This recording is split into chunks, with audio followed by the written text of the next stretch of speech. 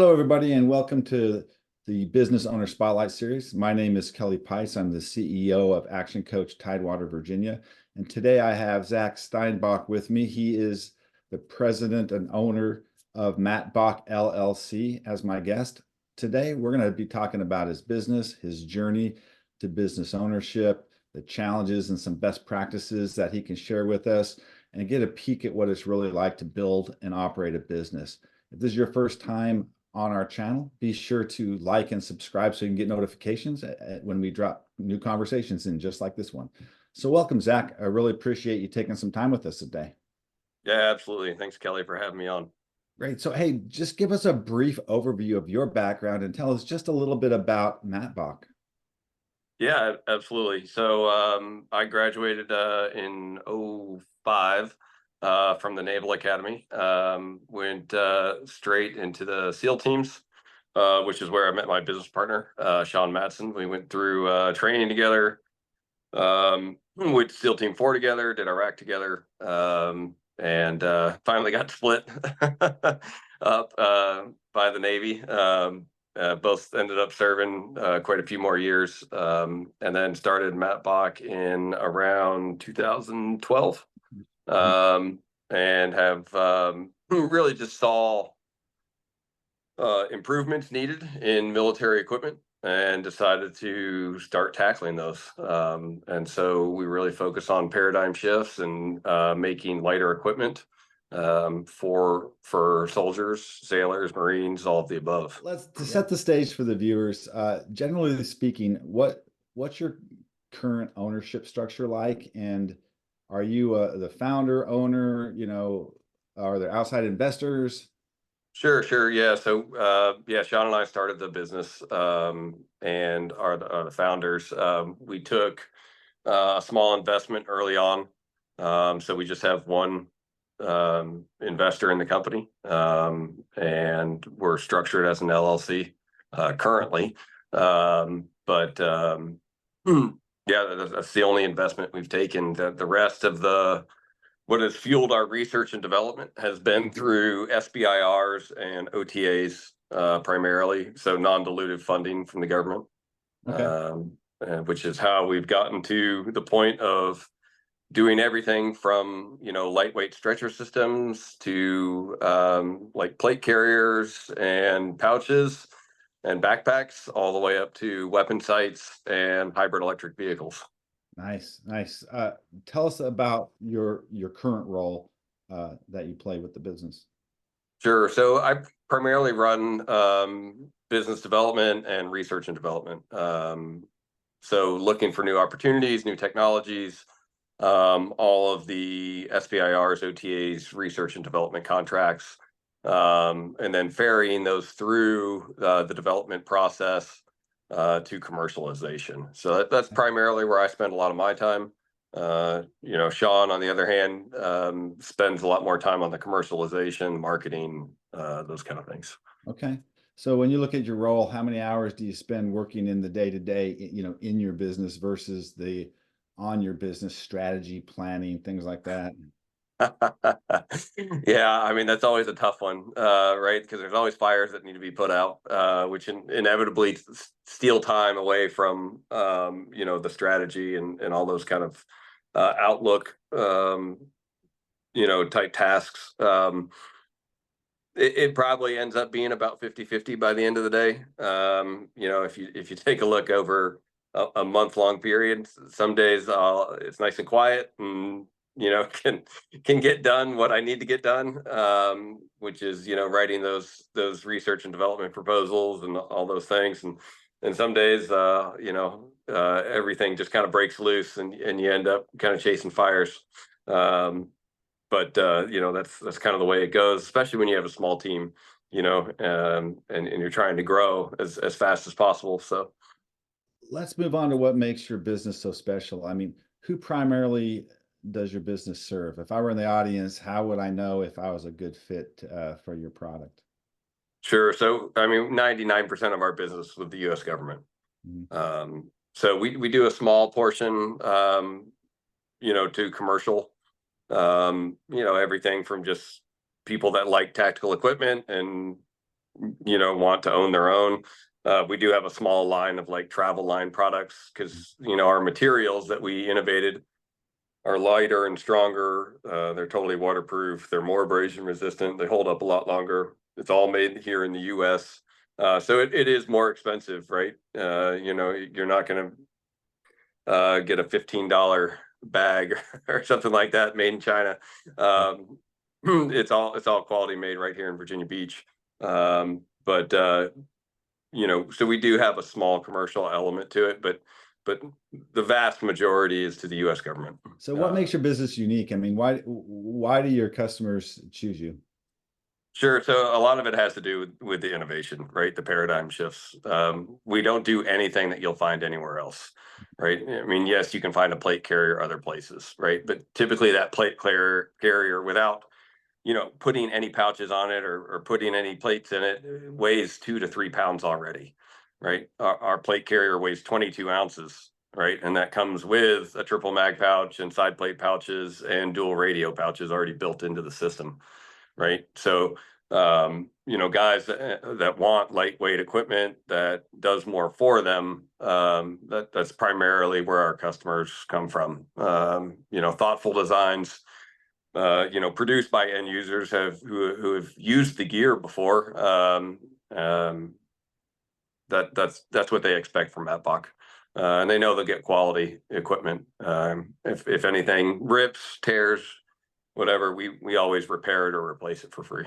Okay, that's pretty excellent guarantee. I mean, so yeah, I mean, when you're considering, people are carrying 80 pounds or more a lot of times, right? Every ounce matters. So we really want to get to that level, right? Absolutely. So how do your competitors compare with you? I mean, there's a lot of quality equipment manufacturers out there, right? There's no doubt about it. There's not many that have the range that we do. There's very few companies out there that make stretchers along with plate carriers, along with weapon sights, Mhm. along with night vision systems, along with hybrid electric vehicles, right? So, we are spread out significantly, but that's because once we find that technology that allows for that significant paradigm shift, we have the ability to adapt very quickly, and move that technology forward to commercialization. Right. So what's the one thing you wish more people knew about MATBOCK? Just that we're out here. Our best-selling product is called the Tarzir Eclipse, and it's a device that goes on the end of your night vision. And when you close the iris down, and that's what it is, it's an iris that goes on the end of your NVGs. When you close that down, you increase the depth of field of the NVG. So it gives you autofocus. Right. The problem with night vision is if I focus at like 15 or 20 feet, right, I can typically see a lot of stuff beyond that, but right up in front of my face is completely blurry, right? Mhm. So if I try putting a breach on a door, or I'm trying to take care of a patient, or even just unjam my weapon, right? I'm typically looking under my night vision, or I have to refocus it in order to see it, or turn on a white light, right? Right. Well, with the Eclipse, and once you dial that aperture down, you can see everything from 3 inches out to infinity, and never have to adjust the focus on your night vision. Yeah, that's pretty amazing. So It's it's a total game changer when it comes to night vision, and yeah. we've put it forward to the SET program, the Soldier Enhancement Program, and it's being evaluated there currently. But it's being looked at by finally larger forces. NSW has already adopted it. AVSOC's adopted it. We sell to just about every Army Special Forces unit out there. But it's been on the market for 10 years, and people continue to see it, and they're like, man, why haven't I ever seen this before? So this leads me to marketing, which is something that's vital to every business, right? I mean, Yeah. and often it's an area that most businesses struggle with. So I'm always curious what successful businesses are doing. I mean, what percentage of your monthly, sales typically is invested back into your marketing budget? It's tough, right? Because marketing to the military is a whole different animal, right? Yeah. You can't throw some Instagram, ads up and Facebook ads and call it good. We run another company called Cardimax, which is a supplement company. And we ran a company before that called Strikeforce Energy, which was another supplement-based company.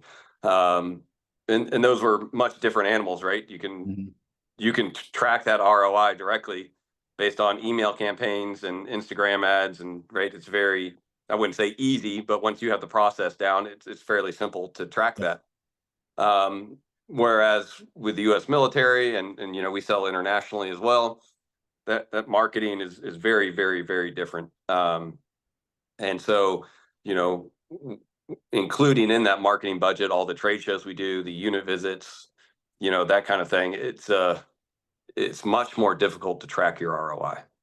And it's not direct in any way, shape, or form. So we have found that, marketing for those types of programs is much easier to build a groundswell with the units themselves, and then slowly work up to the groups, and then up to the program offices, right? So it's a much longer sales cycle. It takes a lot more intensive communication with individuals. So do you have different strategies then? You said trade shows and things like that. So what do you guys do then? Yeah. I mean, so you have the big ones like SHOT Show and Soft Week. Obviously the big ones here in the U.S. and for us, the Special Operations Medical Association, SOMA, is another big one for us. ADS, another local business, obviously, to Virginia Beach, runs some great conferences throughout the year, East and West. So, attending those types of shows, but in between those really is getting out to and building a relationship with the units, right? Yeah. Going down to, whether it's Fort Bragg, Liberty now or whatever. Liberty. Don't even get me started with that. Just getting out to those big military bases and visiting specific units, right? And building those relationships, which is critical. Yeah, absolutely. So, hey, we've spent a bunch of time focusing on the business and sharing a few of the things, best practices that you're doing with the audience. I'd love to take a step back and dive into your journey a bit more. Why did you choose to go into business for yourself? I know you have a partner, Sean, and as opposed to choosing to work for somebody else. That's a great question. I think we both just knew we could make a difference was the biggest thing, right?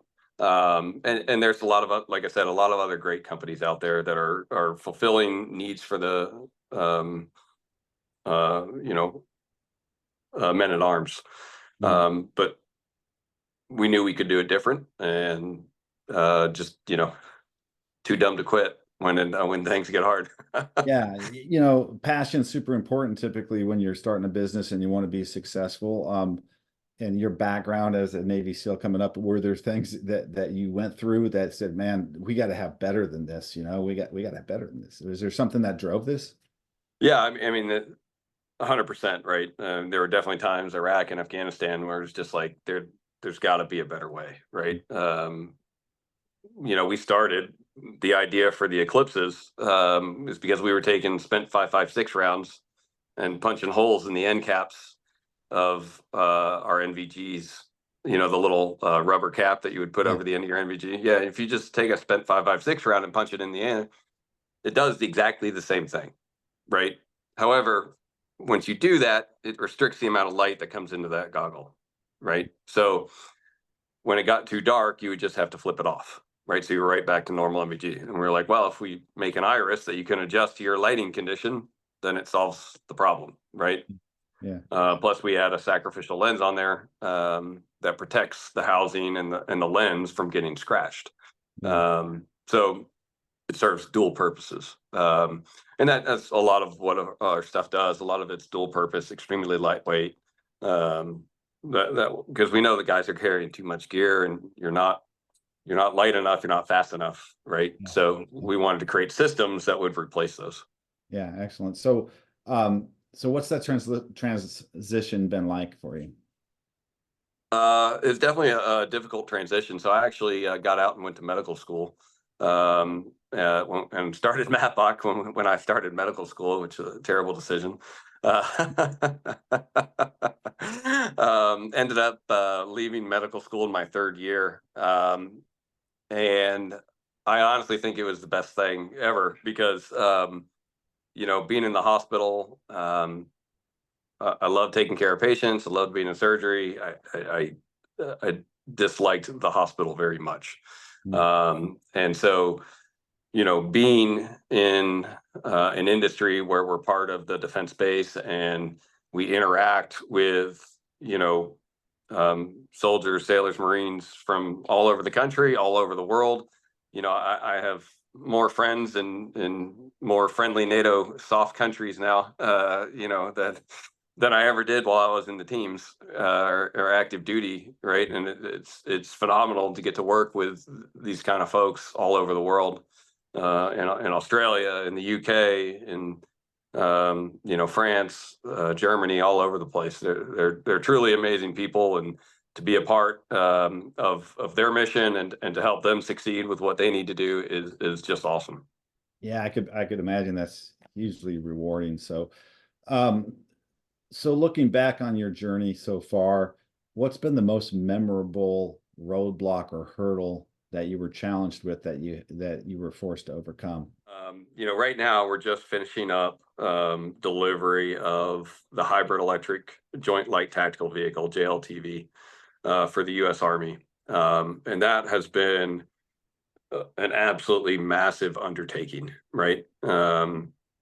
And just the growth that we've seen in our engineering team and our problem solving, to take a standard Oshkosh JLTV, basically rip the entire thing apart and rebuild it as a hybrid electric, and all the innovation that went along with it, because there's no, while the commercial hybrid electric or electric space has matured significantly in the last 10 years, none of those parts were built with the US military in mind, Right. right? And so going into and designing so much of a system that it just did not exist commercially, right? And in 2 years, we built that thing. Uh, that has just been a massive undertaking here at MATBOCK that we're super proud of to be delivering to the U.S. Army.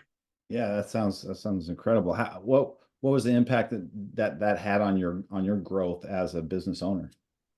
Um, you know, the the biggest thing it did for us um, was get us engaged at a much higher level, right? To win that contract, number one, against some very large defense manufacturers, Mhm. right? And to put us in front of the program offices is like, hey, these guys are here, and they're here to do some amazing things with this technology. Has really helped grow the MATBOCK. Just the name of MATBOCK inside of those circles Yeah, significantly. yeah. So. That is excellent. So let's fast forward now, at looking at what comes next. So where do you see Matt Bach in the next 3 to 5 years? The guys always joke that we're going to start building rocket ships next. I'm not 100% sure. To be honest, we'd love to see, and where we're trying to do is to push the sales of our equipment further and further, and to continue to mature this hybrid electric technology. We're obviously, care about the planet and the environment, but that's not the reason for doing hybrid electrics on the battlefield. Our passion around it and the reason we got into it in the first place was to create systems that are more lethal, more survivable, have greater range, and give the guys tools to execute missions that otherwise would not be possible. Mhm. And that's what our hybrid electric power plants do.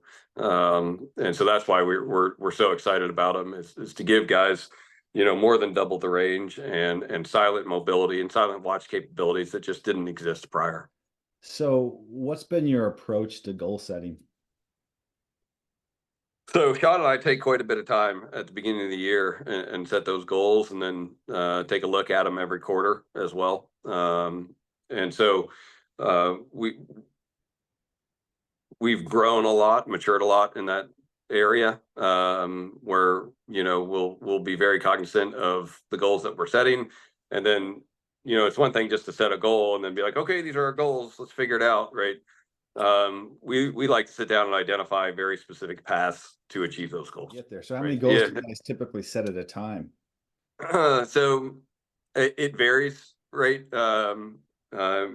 Typically we try to set 4 to 5 that are we consider um, realistic, Mhm. right?